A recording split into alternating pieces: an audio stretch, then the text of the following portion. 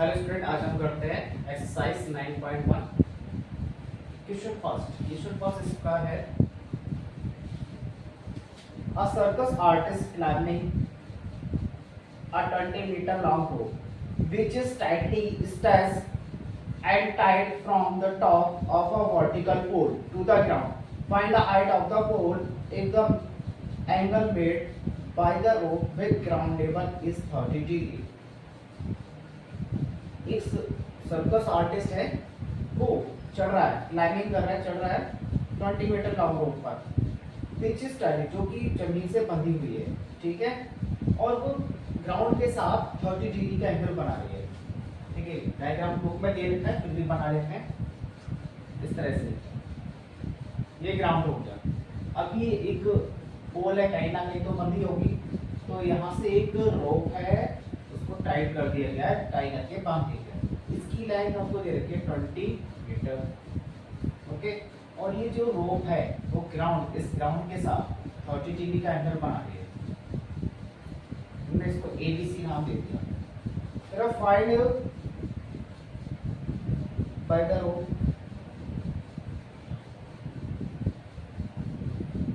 Find the height of the pole. ये जो पोल है इसकी हमें हाइट बतानी है। अब हमें सर ट्रिग्नोमेट्रिक रेशियोज का यूज करना है। P H V sin cos tan cosec sec and cot। अभी देखिए ये एंगल कितना होगा 90 डिग्री। 90 के सामने जो साइड होती है वो क्या होती है, हमारी हाइपोटेनस होती है। अभी जो पोल स्ट्रेच होगा ये क्या हो जाएगा हमारा परपेंडिकुलर। ये तो 20 वाली तो क्या होगी हाइपोटेनस, 90 की फ्रंट वाली साइड तो होगी हाइपोटेनस, ये क्या हो जाएगी हमारी परपेंडिकुलर, और ये क्या हो जाएगी बेस। तो हमें क्या फाइंड करना है, इस पोल की हाइट फाइंड करनी है। पोल क्या है BC, BC क्या है पोल, इसकी हाइट हमें फाइंड करनी है। ये क्या है परपेंडिकुलर, और क्या गिवन है हाइपोटेनस। ठीक है, तो परपेंडिकुलर फाइंड है और हाइपोटेनस गिवन है, तो इस रिलेशन का फॉर्मूला देखेंगे, इसमें परपेंडिकुलर हाइपोटेनस आ रहा है, क्या है साइन या फिर कोसेक भी यूज कर सकते हैं। तो हम यूज कर लेते हैं इसमें साइन, और थीटा कितना हो जाएगा हमारा 30, थीटा की value 30 degree. Sine theta equal to क्या लिखेंगे P/H, थीटा की value 30 degree, P perpendicular BC, hypotenuse 20, sine 30 की वैल्यू क्या होती है, साइन 30 की value 1/2 equal to BC upon 2। Cross multiply करेंगे, 1 की मल्टीप्लाई 20 से 20 और 2 की मल्टीप्लाई BC से होगी तो BC। 2 मल्टीप्लाई इस पे डिवाइड में सेंड करिए, BC इक्वल टू 20/2, 2 से इसको कट कर दीजिए। तो BC यानी कि जो पोल है उसकी हाइट कितनी आ गई 10 मीटर में है, सॉरी हाँ कितना है मीटर। तो BC की जो हाइट है यानी कि पोल की हाइट क्या आ गई 10 मीटर।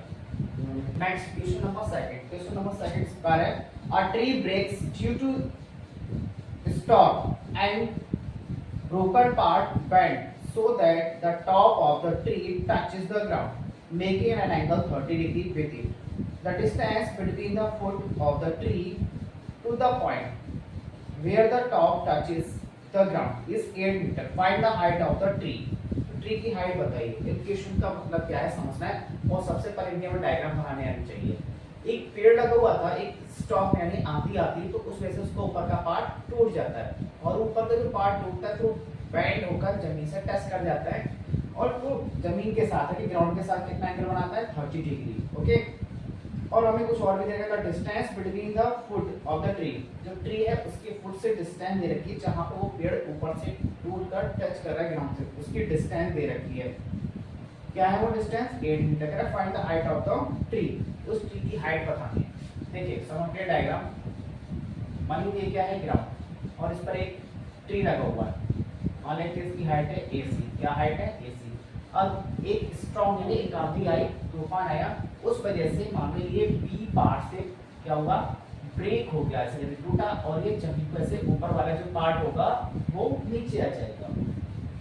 ओके, तो यानी ये जो पार्ट है और ये पार्ट है दोनों आपस में कैसे हैं इक्वल है, ध्यान रखिएगा। मान लीजिए मैं इसका नाम देता हूँ D पॉइंट। ओके, इसको हटा देते हैं, और ये जो ऊपर का पार्ट टूट के आ रहा था वो ग्राउंड के साथ 30 डिग्री का एंगल बना रहा है, और जहां भी ये टच कर रहा है ऊपर का पार्ट टूट के, ठीक है, ब्रेक हो गए, तो ट्री के फुट से कितने डिस्टेंस पर है 8 मीटर, कितने distance 8 metre.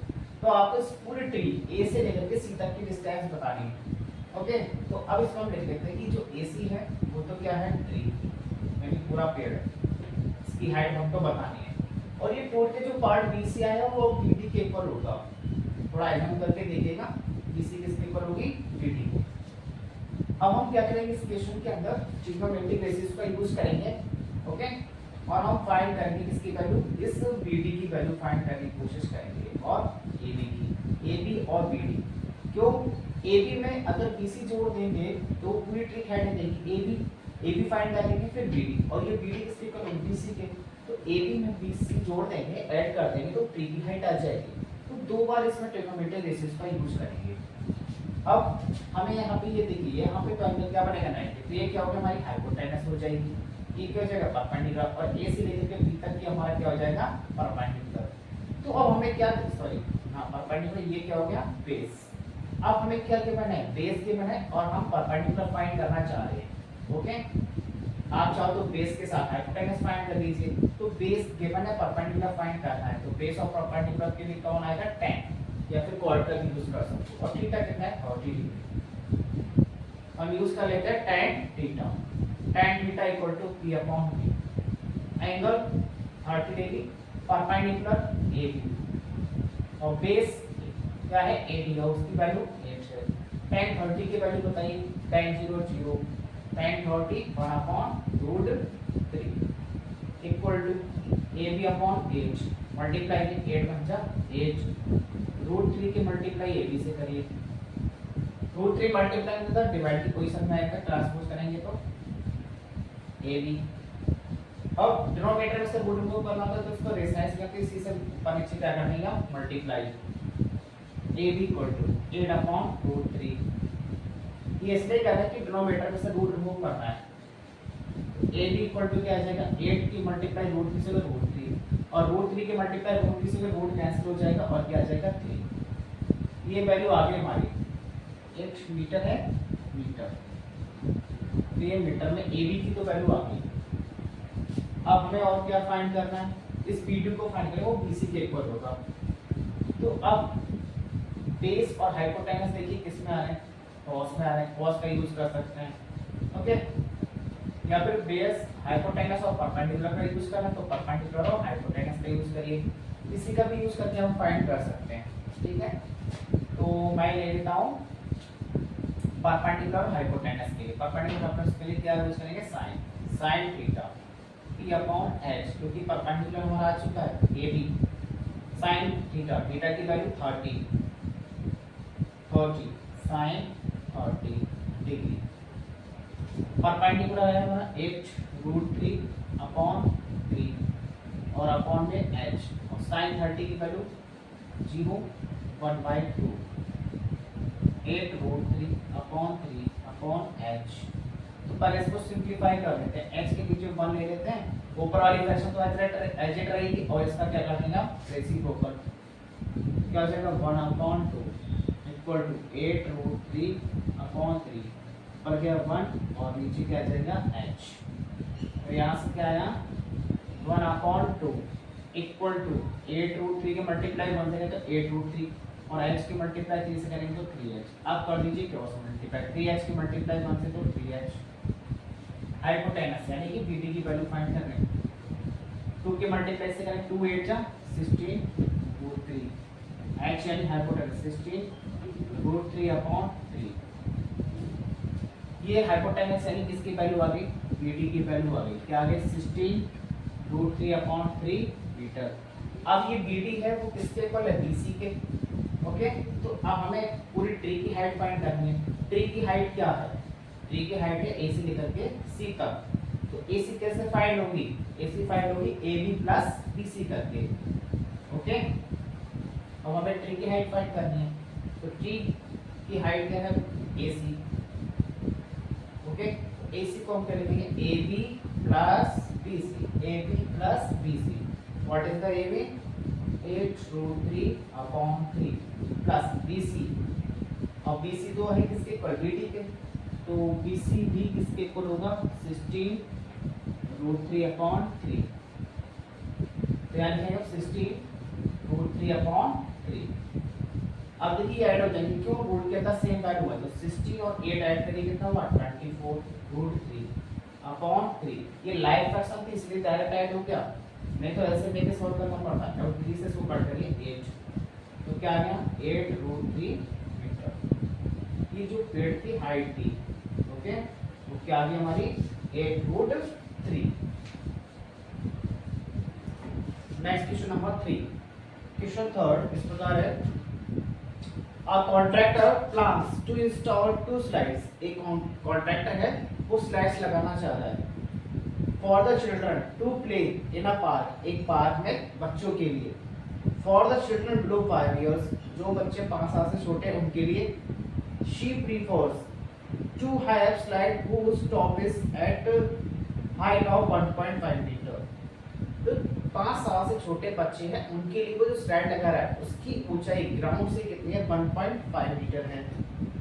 And is incline at an angle 30, और जो स्लाइड है वो ग्राउंड से 30 डिग्री का एंगल बना रही है। वेयर फॉर एल्डर चिल्ड्रन, और बड़े बच्चों के लिए। She wants to steep slide at height 3 metre, और जो 5 साल से बड़े बच्चे हैं उनके लिए स्लाइड की जो हाइट रखी गई जमीन से वो कितनी रखी गई है 3 metre. And incline angle 60 degree, और वो जमीन के साथ यानी ग्राउंड के साथ 60 डिग्री का एंगल बना रही है। What should be the length of the slide in each case, इन दोनों केस में स्लाइड की हाइट क्या होगी। तो इसमें 2 क्वेश्चन है, उनको सॉल्व करना है, प्रोसेसिंग सेम रहेगी, बस हाइट को चेंज कर दिया गया है। तो देखिए जैसे स्लाइड का मतलब यहाँ पे जो बच्चे होते हैं ना फिसल पट्टी ऊपर चढ़ते हैं फिर फिसल के आते हैं, उसकी बात हो रही है। तो पहले हम बात करते हैं बिलो 5 इयर्स के बच्चों के लिए। बिलो 5 इयर्स, 5 साल से छोटे बच्चों। तो ये तो हमारी ग्राउंड हो गई, ओके। अब उसको स्लाइड लगाने तो स्लाइड यहाँ से लगाएगा, तो कुछ ना कुछ उसके लिए चाहिए ज्वाइन करने के लिए, तो ये मान लीजिए पोल वगैरह कुछ लगाएगा और वहां से ये स्लाइड लगा दी उसको, ओके। ये वाली है स्लाइड, मैंने दे दिया ABC। फर्स्ट केस में एंगल कितना है 30 डिग्री, ओके। फर्स्ट केस में एंगल कितना है 30 डिग्री।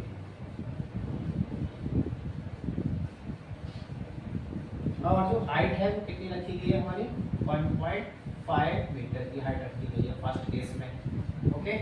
अब हमें क्या बताना है, दोनों ही केस में स्लाइड की लेंथ बतानी है। जो स्लाइड है ये तो ग्राउंड है, ये हाइट है स्लाइड की, तो ये स्लाइड ये वाली है, तो यहाँ हमें क्या बताना है AC बताना है।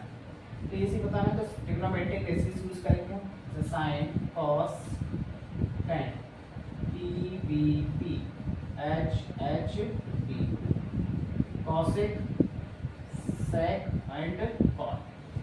तो अब हम इस देखेंगे जो थीटा, थीटा के साथ तो परपेंडिकुलर, और ये 90 के साथ में हाइपोटेनस, ये क्या हो गया हमारा बेस, और ये परपेंडिकुलर, ठीक है। थीटा के सामने परपेंडिकुलर, थीटा की वैल्यू तो हमें दे रखी है 30 डिग्री। क्या फाइंड करना है आप लोगों को AC, जो कि इसमें स्लाइड है, फिसल पट्टी इस पे भी बोलते हैं, वो फाइंड करना है।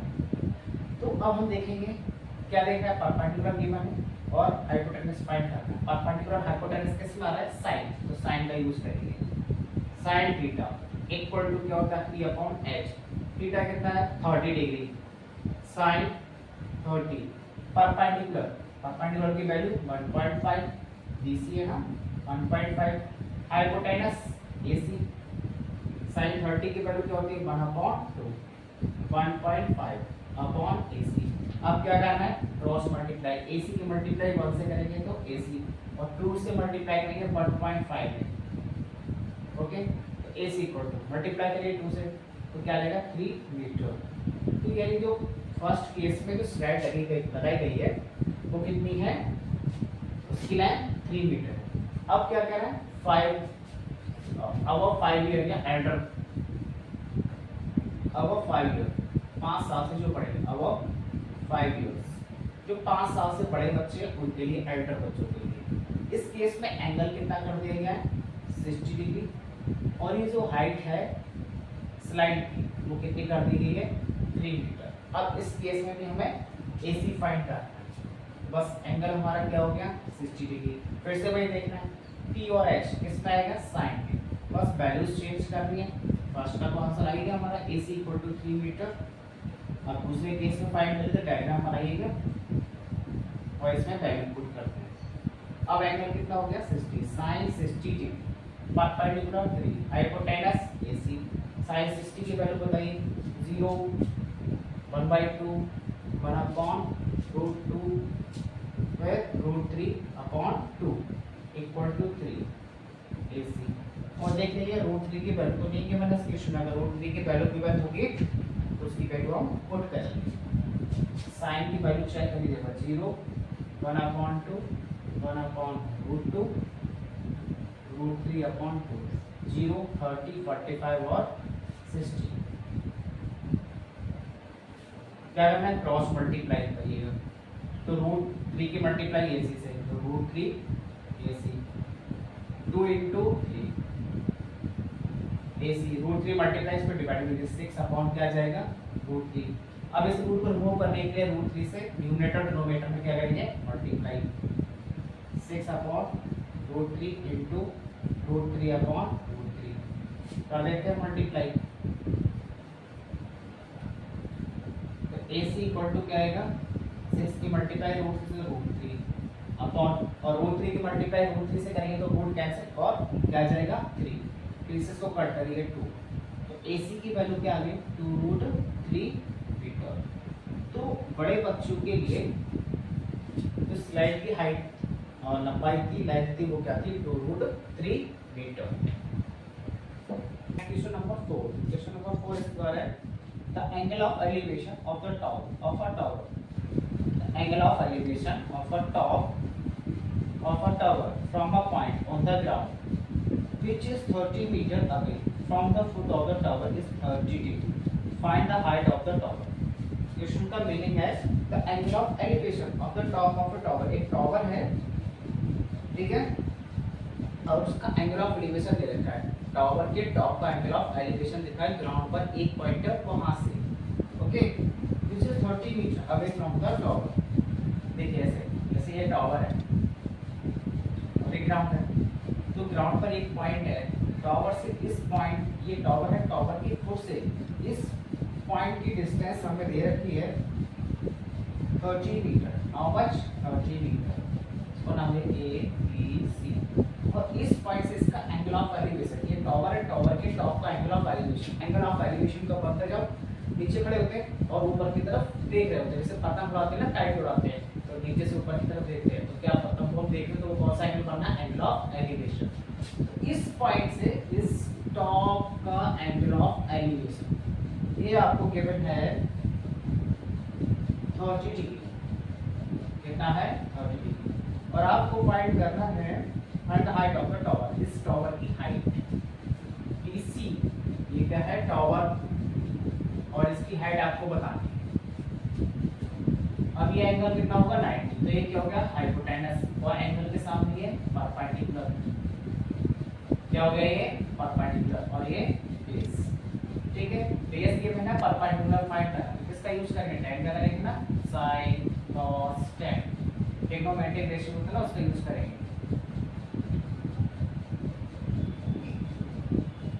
परपेंडिकुलर और बेस देखिए परपेंडिकुलर और बेस किसमें आ रहा है tan में आ रहा है तो tan theta equal to P upon P और थीटा क्या है 30 डिग्री tan 30 परपेंडिकुलर फाइंड करना है और वो क्या है BC और बेस 30 tan 30 की value 1/√3 BC upon 30 cross multiply 30 के 1 से मल्टीप्लाई करेंगे तो क्या है 30 और BC की मल्टीप्लाई √3 से करेंगे तो √3 BC ये √3 मल्टीप्लाई इस पे डिवाइड में सेंड करिए तो अपॉन में आ जाएगा ना तो BC इक्वल टू आ गया 30/√3 और ये अपॉन में से रूट रिमूव करने के लिए रूट से न्यूमरेटर डिनोमिनेटर कर देते हैं मल्टीप्लाई तो ये करेगा थर्ड न्यूमरेटर में हो गया 30 into √3 और √3 की मल्टीप्लाई √3 से करेंगे तो क्या आएगा 3 से इसको कट करो क्या हुआ tan BC equal to tan √3 metre ये टॉवर की हाइट आ गई। ठीक है, next question number 5। Question number 5 इस प्रकार है, a kite is flying at a height of 60 metre above from the ground. एक पतंग है तो जमीन से 60 मीटर की ऊंचाई पर उड़ रही है। The string attached to the kite is temporarily tied to a point of the ground. और पतंग का जो धागा बंधा हुआ है वो जमीन से टाइटली बंधा हुआ है। The inclination of the string with the ground is 60। और वो जो स्ट्रिंग यानी धागा है वो जमीन से जो बंधा है वो ग्राउंड के साथ जमीन के साथ 60 डिग्री एंगल बना रहा है। Find the length of the string. String यानी लेंथ, स्ट्रिंग की लेंथ बतानी है। Assuming that there is no slack in the string. String की यानी धागे की लंबाई बतानी है और धागे में कोई भी स्लैक नहीं है, उसमें बिल्कुल ढीला नहीं है, बिल्कुल एकदम टाइट बंधा हुआ है ग्राउंड से। देखिए कहने का मतलब है जैसे ये ग्राउंड है, ठीक, और यहाँ पे कोई एक काइट उड़ रही है। ओके, कितनी हाइट पर उड़ रही है? 60 मीटर की हाइट पर एक काइट है, 60 मीटर। अभी पतंग उड़ रही तो यहाँ से कोई उड़ा रहा होगा, ठीक है।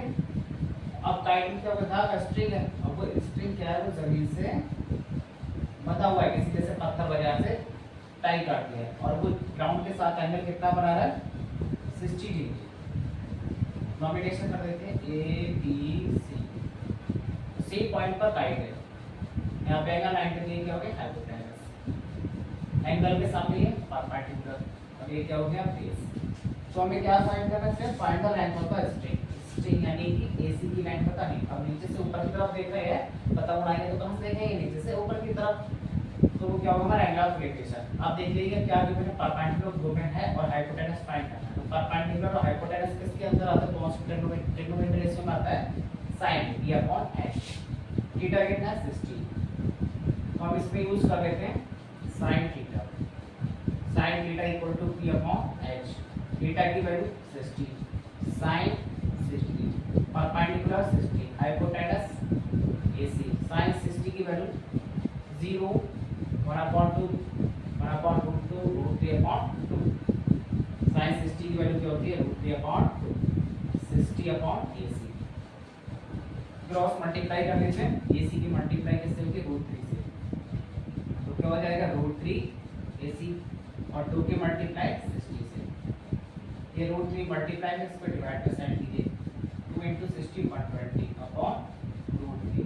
अभी √3 इसको रिमूव करने के लिए डिनोमिनेटर में से तो क्या करेंगे? न्यूमरेटर और डिनोमिनेटर में √3 से multiply. AC equal to 120 √3/3 40। AC equal to 40 √3 metre.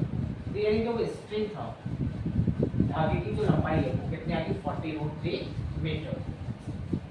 Next question number 6। Question number 6 इस प्रकार है, a 1.5 metre tall boy is standing at some distance from 30 metre tall building।